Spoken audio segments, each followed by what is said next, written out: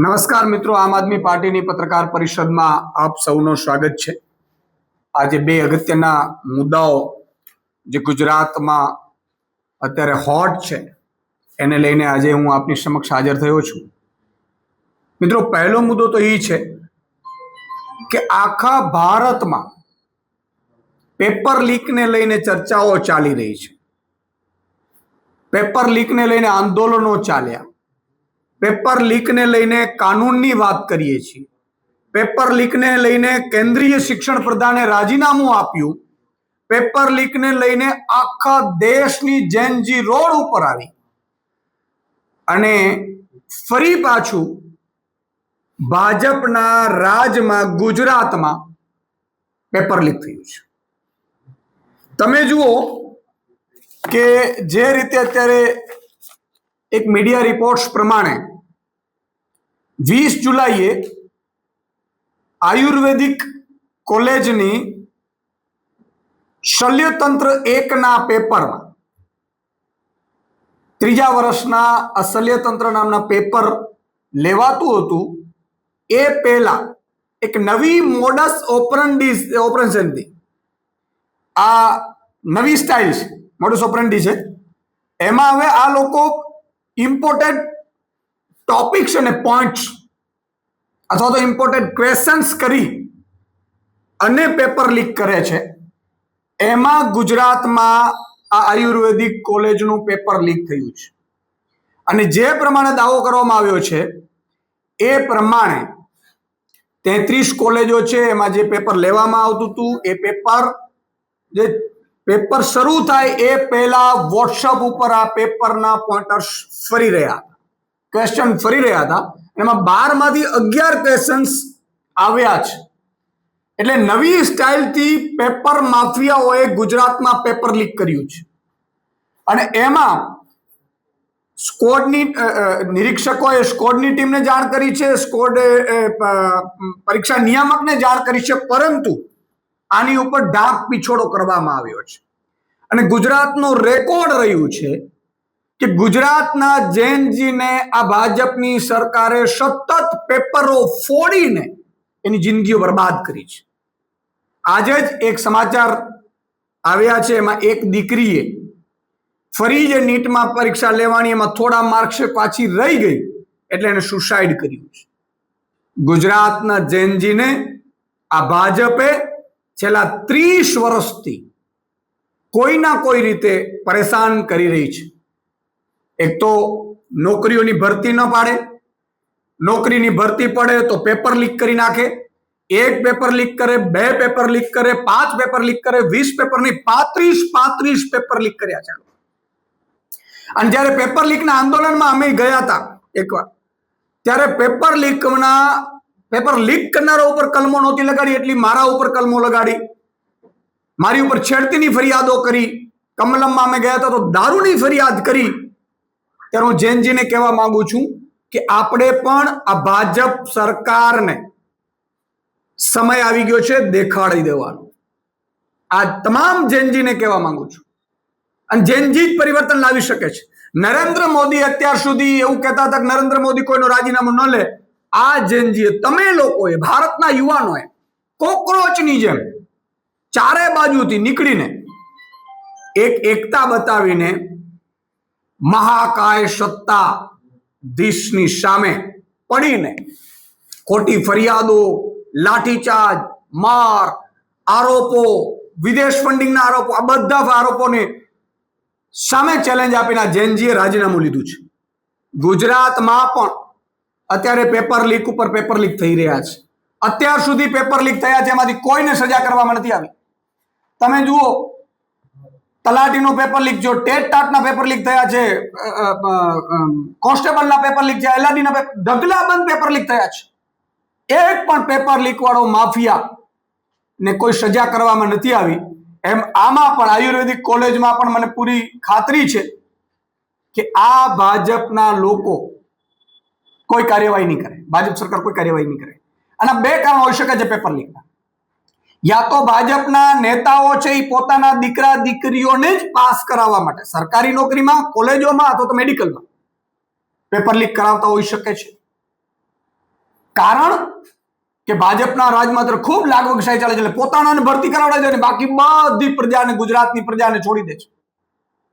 બીજું કારણ હોઈ શકે છે આને કોઈ જ આવડત નથી સરકારને પેપર ચલાવવામાં.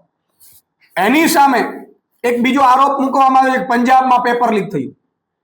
હું આજે આપને કહેવા માંગુ છું કે દિલ્હીમાં આમ આદમી પાર્ટીની 10 વર્ષ સરકાર રહી, એક પણ પેપર લીક નથી થઈ. પંજાબમાં 4.5 વર્ષ થવા જાય છે, સરકારને કોઈ જ પેપર લીક થયું નથી. આ પણ જે પંજાબમાં પેપર લીકની વાત કરીને ભાજપ પર આરોપ મૂકે છે, એમાં વાત એ છે કે એ લોકો નકલ કરવા માટે બ્લૂટૂથ લઈને ક્લાસમાં ગયા હતા અને જાયને પેપર લખે એ પહેલા 31 લોકોને પકડી લેવામાં આવ્યા છે. એટલે ગુજરાતની જેનજીને ભ્રમણા ફેલાવવાનું, કારણ કે પોતાના ઉપર દાગ લાગ્યું છે, આખા ભાજપ ઉપર દાગ લાગ્યું છે, ભાજપના નેતાઓ ઉપર દાગ લાગ્યું છે. જે ભાજપના નેતાઓ કોકરોચ જનતા પાર્ટીના નેતાઓને વિદેશથી ફંડિંગ આવે છે, ચીનથી આવે છે, આવું કહીને આરોપો પ્રત્યારોપો કર્યા હતા, એ જ લોકો જ્યારે એને મળવા ગયા ત્યારે બધા ભાજપના નેતાઓ મોઢા ઢીલા પડી ગયા, કાળા પડી ગયા. અને આવું દર વખતે થાય છે. એટલે એક આ અગત્યનો મુદ્દો છે. જો પેપર લીક મામલામાં આમાં યોગ્ય તપાસ નહીં કરવામાં આવે તો આગામી સમયમાં આમ આદમી પાર્ટી ઉગ્ર આંદોલન કરશે, એની અમે સરકારને એક જાણ કરીએ છીએ. બીજો એક અગત્યનો મુદ્દો એ છે કે ગુજરાતમાં સતત ભારે વરસાદ થયો છે. દક્ષિણ ગુજરાતથી લઈ અને અમદાવાદ સુધી હજારો કરોડનું બજેટ, હજારો કરોડની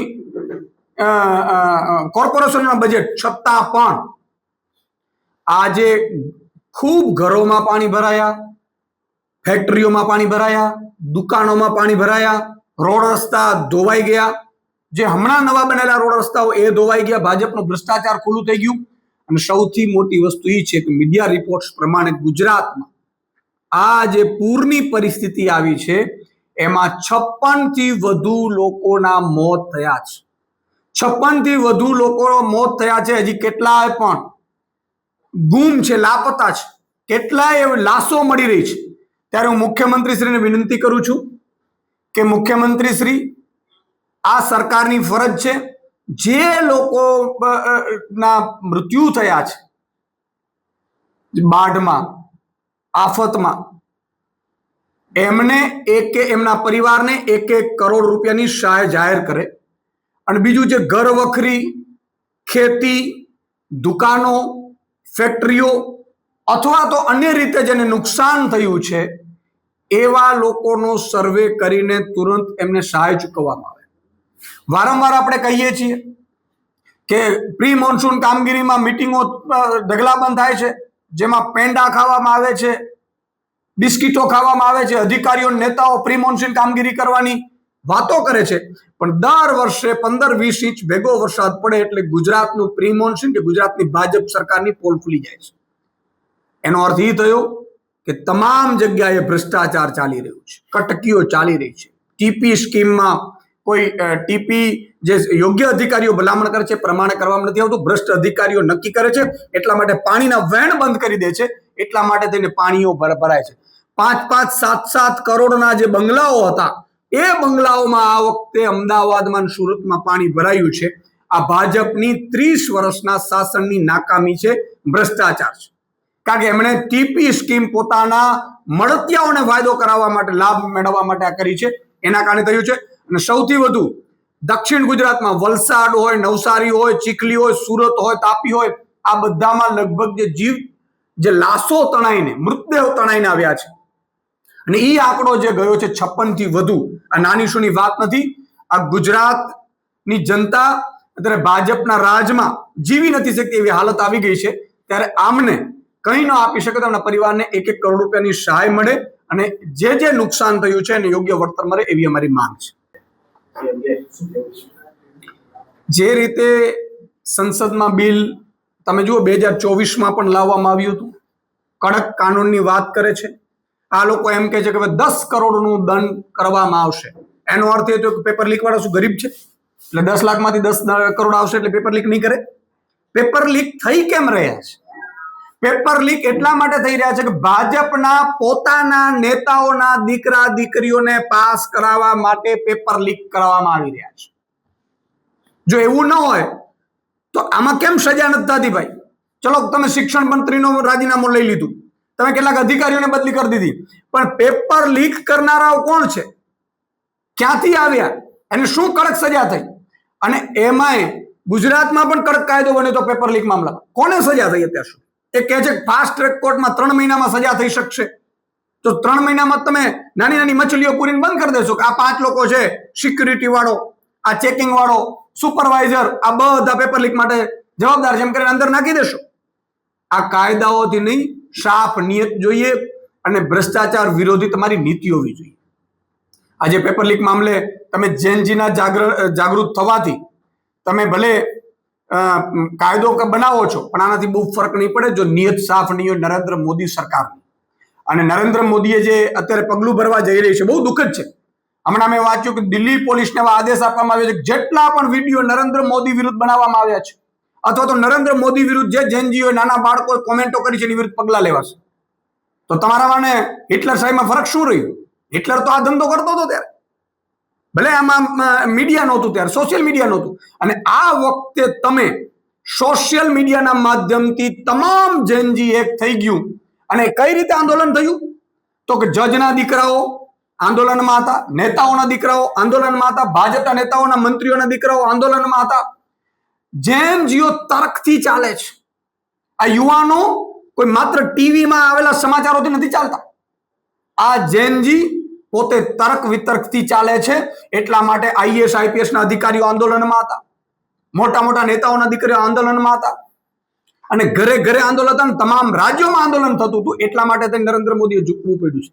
એને શોખ નથી થયું રાજીનામું લેવાનું, અને રાજીનામા લેવાથી પણ એને એટલી ખબર હતી કે જો 5 દિવસ હજુ વધારે આંદોલન ચાલ્યું તો નરેન્દ્ર મોદીએ પોતે રાજીનામું આપવું પડત. એટલા માટે તેને રાજીનામું લીધું.